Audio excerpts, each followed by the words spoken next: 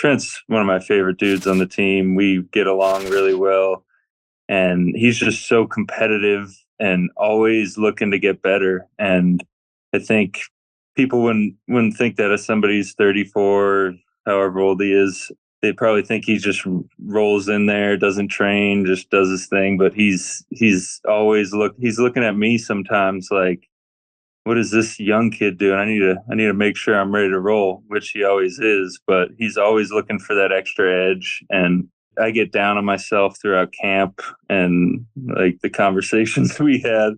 But when you really look at it, like when you're going against somebody like that, it's worth all the stress that it brings, because I want to be the best player on the team too. And it's kind of hard when he's on the team.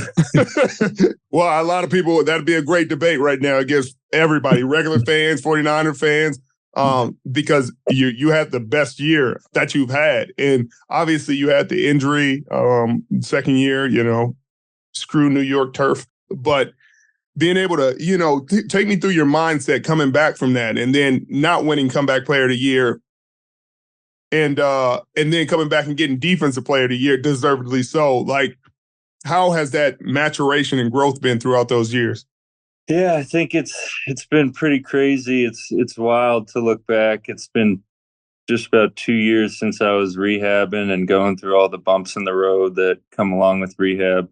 But I've been through it too many times, and rookie year was unmatched. Just the team we had, the relationships we built, we felt destined to do it, and it didn't happen. But I'll always remember that year. Some of the guys that aren't here anymore, you, Buckner, DJ, all those boys. Oh man, just a great squad, and I didn't think it could get any better. And not that it's gotten better, it's gotten different and equally as good. But yeah, I mean, rookie year, I got pretty much everything thrown at me, and then you're on the highest of highs and you just get shot down at the end. And then COVID, can't do anything all off season. It's just kind of depressing, weird. You roll into camp and you're going against Trent, you're feeling the best you felt, and then boom, one play. Questioning your career, questioning football in general. I've had multiple injuries, and that was the worst one. Just damage-wise, like I was down, and I was sitting in Joey's house in California, freaking painkillers, whatever you go through, and I felt like there was no light at the end of the tunnel. And from then on, once you realize, wait, this is what I do, I don't do anything else, then you just pour all that emotion and everything into the goals that you have. And you get to the point where I'm at now, and you win the award, and you realize, like, yeah, that award's great, that's unreal, but there's nothing that could touch the award that we all want, and that's the Lombardi. And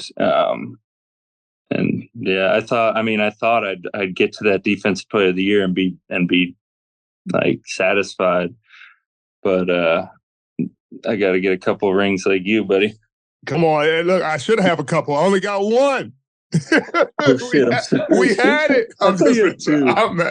We did. You have two?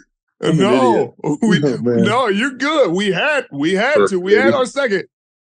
But now that you've tasted it, because it's crazy that you tasted the ultimate.